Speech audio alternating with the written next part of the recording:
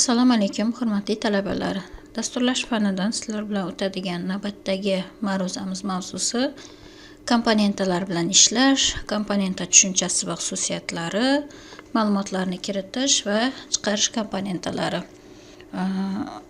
Bu ma'ruzamiz ham Visual Studio haqida, ya'ni aynan Visual Studio dasturidagi komponentalar bilan tanishib olamiz. Ma'ruzamiz rejasi Visual C++ da komponentalar bilan ishlash, button, label komponentalari, message box xabarlar oynasi, text box va data time picker komponentalari, list box va combo box komponentalari va ularning xususiyatlari hamda xulosa qismlaridan iborat. Visual C++ da komponenta tushunchasi. Windows dasturlarining arxitekturasi xabarlar prinsipiga asoslanganligi sababli ushbu dasturlarning barchasida ba'zi umumiy komponentalarni o'z ichiga oladi. Odatda ular aniq ko'rinishda manba kodiga kiritilishi kerak, ammo MFC kutubxonasidan foydalanganda bu avtomatik ravishda sodir bo'ladi. Ularni yozishga vaqt va kuch sarflashning hojati yo'q. Shunga qaramay, MFC yordamida yozilgan Windows dasturining qanday ishlashini va u nima uchun aynan shu tarzda ishlashini to'liq tushunish uchun ushbu komponentalar ta'rifini umumiy ma'noda tushunib olish zarur. Visual C++ dasturlash tilini forma muhitida interfeysli ilova yaratish uchun biz komponentalardan foydalanamiz. Ilovalar interfeysini yaratish uchun Visual C++ komponentalarining ulkan to'plamini taqdim qiladi. Biz avvalgi darsimizda konsolli muhitda konsol ilovalar yaratish bilan tanishib o'tgandik. Bu darsimizda aynan formali muhitda komponentalar orqali vizual dasturlar yaratishni ko'rib chiqamiz. Demak, bu rasmda aynan toolbox qismi berilgan. Bu asbob uskunalar, ya'ni bizga zarur bo'lgan komponentalarning hammasi mana shu qismida joylashgan. Komponentalar bilan ishlashda biz Net Framework sinflar kutubxonasida aniqlangan sinflar va nomlar fazosi mexanizmidan foydalanamiz. Ular ishlab chiqarish muhitining funksional imkoniyatlaridan foydalanishni ta'minlaydigan sinflar, interfeyslar va turli xil berilganlar tiplarini o'z ichiga oladi. Net Framework kutubxonasida mavhum va aniq sinflarning yetarli to'plami mavjud. Ushbu kutubxonada qardosh turlar bilan ishlashni osonlashtirish uchun ular nomlar fazosiga birlashtirilgan. Bu sistem nomlar fazosi. Ushbu nomlar fazosi Net Framework tarkibidagi asosiy berilganlar turlari uchun asos hisoblanadi. U barcha ilovalar tomonidan ishlatiladigan asosiy ma'lumotlar turlari uchun qo'llaniladigan sinflarni o'z ichiga oladi. Bular object, byte, char, array, int32, string, collection va boshqalar. Ushbu turlarning aksariyati dasturlash tilida ishlatiladigan birlamchi berilganlar turlaridir. Quyidagi jadvalda biz C++ uchun ba'zi berilganlar turlari ro'yxatini keltirib o'tamiz. Jadvalimizda avval berilganlar turi, sinf nomi va tarifi bilan tanishib olishimiz mumkin. Butun sonlarni ifodalash uchun biz byte, sbyte, int16, int32, int64, undan tashqari uning ishorasiz holatlaridan foydalanishimiz mumkin. Haqiqiy sonlar uchun esa single va double toifalaridan foydalanishimiz mumkin bo'ladi. Ko'rib turganimizdek, bu C++ ning standart kompilatorlaridan biroz farq qiladi. Ya'ni bu yerda biz floatni qo'llar edik. Avval aynan Visual Studioda single toifasidan foydalanishimiz mumkin. Mantiqiy toifalar uchun esa bool emas, aynan boolean toifasidan foydalaniladi. Undan tashqari char, decimal va int pointer turlari ham mavjud. Sinflar esa object va string sinflaridan iborat. Button komponentasi bilan tanishib o'tamiz. Bu komponenta aynan All Windows Forms palitrasi tarkibidagi komponentalar guruhiga kiradi. Ushbu komponenta formada o'rnatilgan joyga sichqoncha bilan bosilishi kerak bo'lgan tugma elementini yaratadi. Button komponentasi xatti-harakatlarni aniqlaydigan ba'zi xususiyatlar mavjud.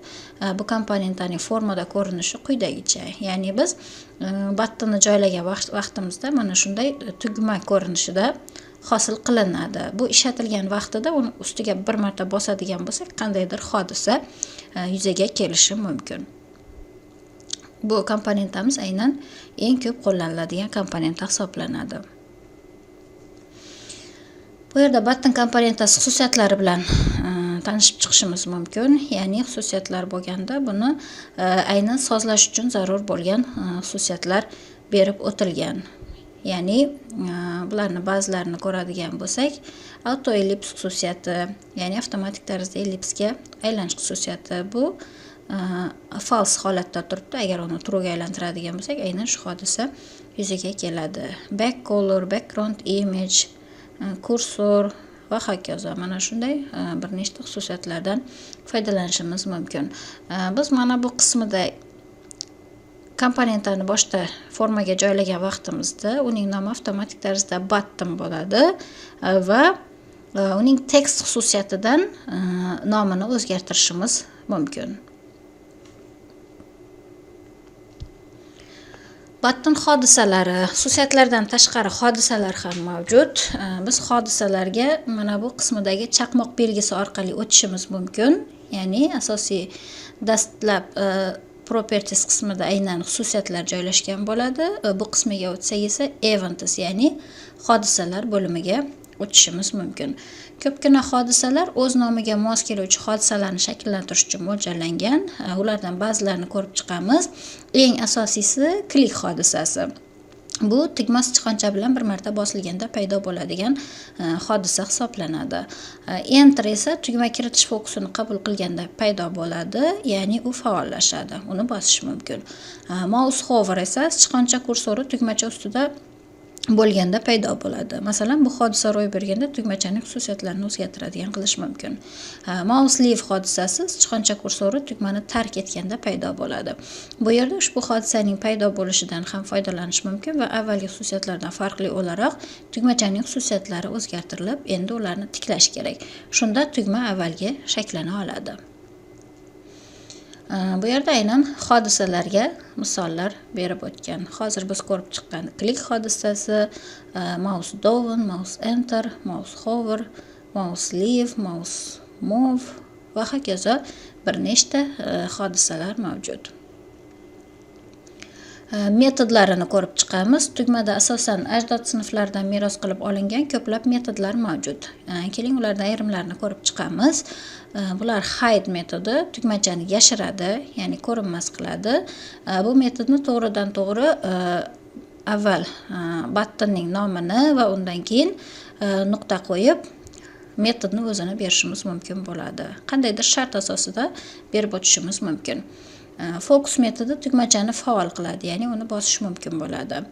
Select fokusga o'xshash ishlaydi. Show metodi tugmachani ko'rsatadi, ya'ni visible xususiyatini true'ga o'rnatadi. Keyingi komponentamiz label komponentasi. Bu komponenta ham All Windows Forms komponentalari palitrasida joylashgan. Ushbu komponenta o'z sohasida foydalanuvchi tomonidan dastur ishlashi davomida o'zgartira olmaydigan matnlar yoki rasmlarni namoyish etadi. Komponenta formadagi obyektlarni nomlash yoki belgilash uchun ishlatiladi, ammo u kirish fokusini ola olmaydi. Uning xususiyatlari ham xuddi buttonniki bilan bir xil, ya'ni xususiyatlar va hodisalardan iborat. Hodisalarni ham bu yerda ko'rib chiqishimiz mumkin. Bu ham aynan button komponentasi hodisalariga o'xshaydi. Keyingi rejamiz Messagebox xabarlar oynasi. Birinchi yaratilgan dastur bitta formadan tashkil topib, unda qandaydir yozuv, masalan, Microsoft Visual C++ 2022 hamda tugmani bosing matnini olgan buyruqli tugma bo'lsin. Tugma bosilganda hammaga salom xabarini olgan muloqot oynasi ochilsin. Mana shu topshiriqni biz Visual Studioda formali muhitda yaratib ko'ramiz. Buning uchun dastlab mana bu formani shakllantirib olishimiz zarur bo'ladi. Bu yerda birgina label komponentasi va birgina button komponentasi mavjud. Dastlabki holatda ikkala komponentani ham All Windows Forms palitralar oynasidan bu yerga joylab olamiz formamizga. Keyin uning nomlarini o'zgartiramiz. Ya'ni buttonni mana bu xususiyatlaridan text bo'limiga nomini o'zgartirib qo'yishimiz mumkin. Ya'ni tugmani bosing deya yozuv hosil qilamiz. Labelda esa Visual Studio 2022 degan yozuvni hosil qilishimiz zarur. Endi topshiriqning vazifasi tugmani bosgan vaqtimizda hammaga salom xabarini olgan muloqot oyna, ya'ni message boxda hosil qilinishi zarur. Buning uchun message box xabarlar oynasidan foydalanamiz. Bu misolda tugma bosilganlik hodisasi qayta ishlanadi.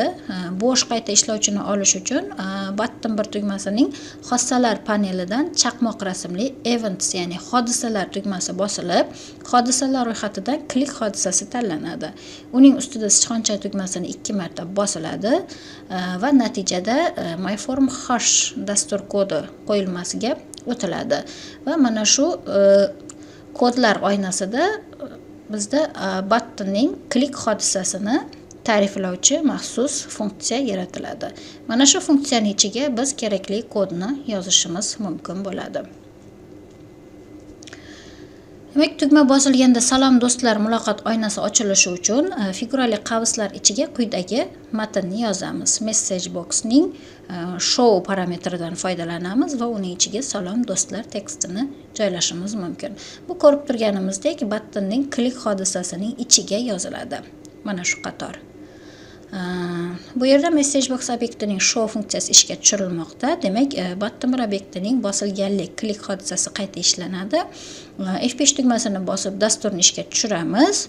Natijada quyidagi muloqot oyna hosil qilinadi dastlab va biz tugmani bir marta bosganimizda mana shu xabarlar oynasi hosil qilinadi. Forma rangini o'zgartirish uchun yana bir tugma o'rnatishimiz mumkin, ya'ni ikkinchi buttonni joylab olamiz. Uning nomini forma rangini o'zgartirish deya nomlab oldik. Buni bosgan vaqtimizda asosiy formamiz boshqa rangga o'tishi kerak. Uning uchun quyidagi kodni yozib olamiz. Button 2 ning ham klik hodisasini yaratib olamiz va unda system driving color ga yellow rangini berib olamiz. Ya'ni formamiz sariq rangga o'tishi zarur. Bu dasturni ham natijasini ko'rishimiz mumkin. Dastur ishga tushirilib, mana bu tugma bosilgan vaqtida orqa fon sariq rangga o'tkaziladi. Mouse hover hodisasi. Bu hodisamiz demak ko'plab komponentlarga qo'llanilishi mumkin. Masalani oldingi namunadagidan birmuncha murakkablashtiramiz. Label bir obyekt uchun sichqonchaning mouse hover hodisasiga ishlov berish uchun qo'shamiz. Mouse hover hodisasi foydalanuvchi biror obyekt ustida sichqoncha ko'rsatkichi elementga olib borilganda ro'y beradi. Bundan tashqari mouse enter kirish hodisasi ham mavjud bo'lib, u sichqoncha ko'rsatkich boshqaruv elementi sohasining ichiga kirganda ro'y beradi. Shu tariqa ushbu namunadagi dastur ekran formasida label matn nishoni va button tugmasiga ega bo'lishi kerak. Formani jihozlashda toolbox panelidan label nishoni joylashtiriladi.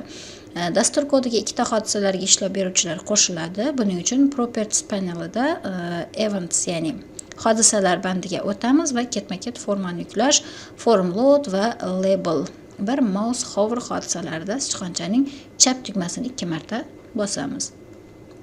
Shu orqali labelning mouse hover hodisasiga o'tishimiz mumkin. Bu yerda ham message boxni chaqirib olishimiz mumkin, ya'ni salom talabalar izohi hosil qilinsin. Dastur natijasini ko'radigan bo'lsak, aynan birgina label komponentasidan foydalandik bu yerda. Labelni ustiga sichqonchani olib borgan vaqtimizda mana shu xabarlar oynasi hosil qilinadi.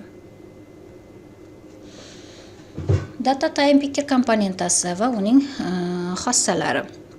Zarur sanani tanlash uchun mouse boshqaruv elementi bosilganda ekranda kalendar paydo bo'lish masalasini ko'rib chiqamiz. Toolbox panelidan formaga button buyruq tugmasini, label nishoni va data time picker komponentalarini joylashtirib olamiz. Demak, formamizga mana shunday tarzda button, label va data time picker komponentalari joylashtiriladi.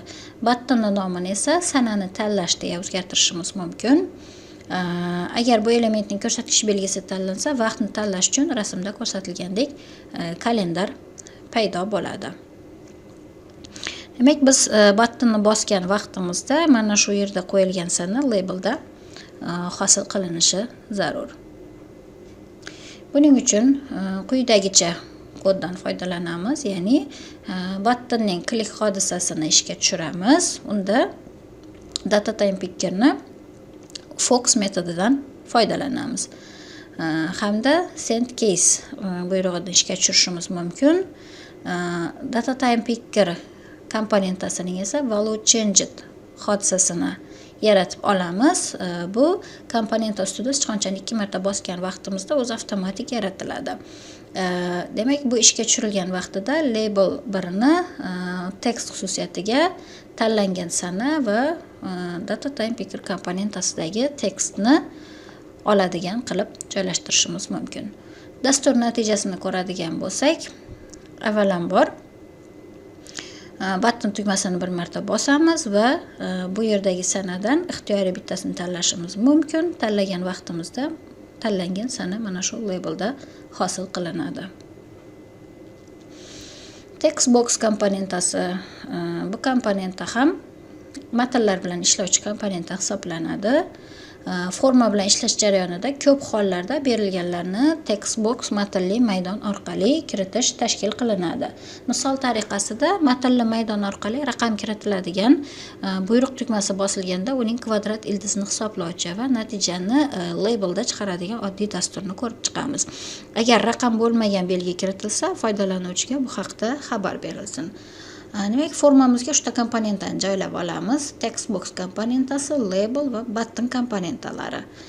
Buttonni bir marta bosgan vaqtimizda yuqoridagi textboxdagi berilgan qiymatimiz son yoki yo'qligini aniqlab turib, uning kvadrat ildizini natija sifatida chiqarib beradigan dastur tuzishimiz zarur.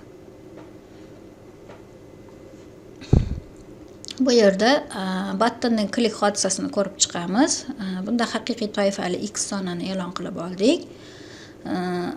Va mantiqiy toifadagi son degan o'zgaruvchini kiritib oldik. Bu yuqoridagi kiritilgan x sonining, ya'ni textboxdan o'qib olingan sonning sonmi yoki son emasmi aniqlab berishi zarur.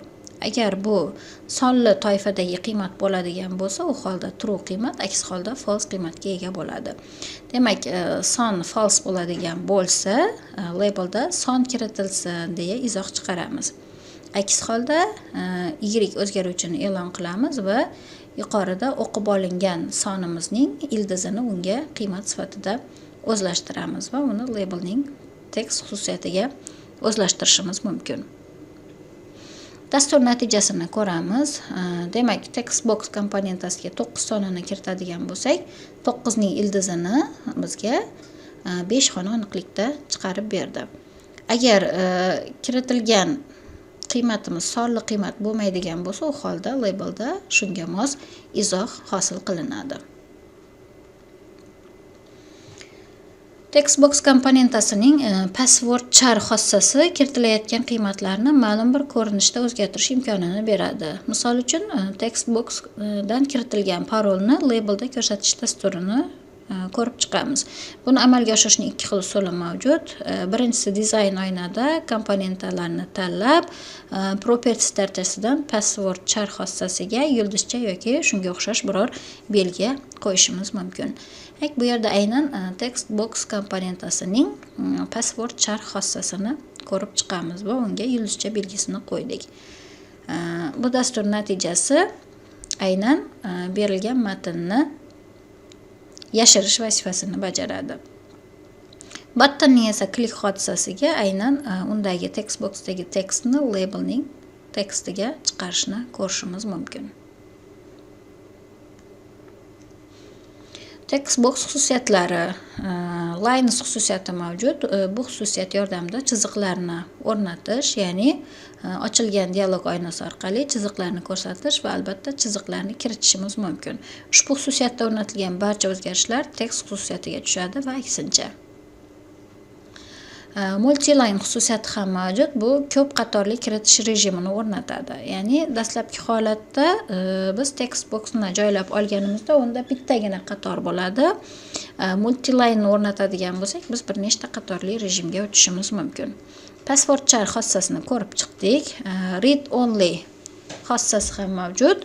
Bu foydalanuvchi komponenta maydonidagi matnni o'zgartira oladimi yoki yo'qligini aniqlaydi. Agar bu xususiyat true bo'lsa, o'zgartira olmaydi, false bo'lsa, o'zgartirishi mumkin. Keyingi komponentamiz Listbox komponentasi. Bu komponenta ham All Windows Forms komponentalar palitrasida joylashgan. Bu komponenta foydalanuvchi bitta yoki ko'p elementni tanlashi mumkin bo'lgan elementlarning ro'yxatini chop etadi. Agar elementlar to'plami oynaning o'lchamidan kattaroq bo'lsa, unda komponentada avtomatik ravishda yurgizgich paydo bo'ladi. Agar multi-kolumn xususiyatiga true o'rnatilgan bo'lsa, komponenta elementlarni bir nechta ustunlarda namoyish etadi va gorizontal yurgizgich ham paydo bo'ladi.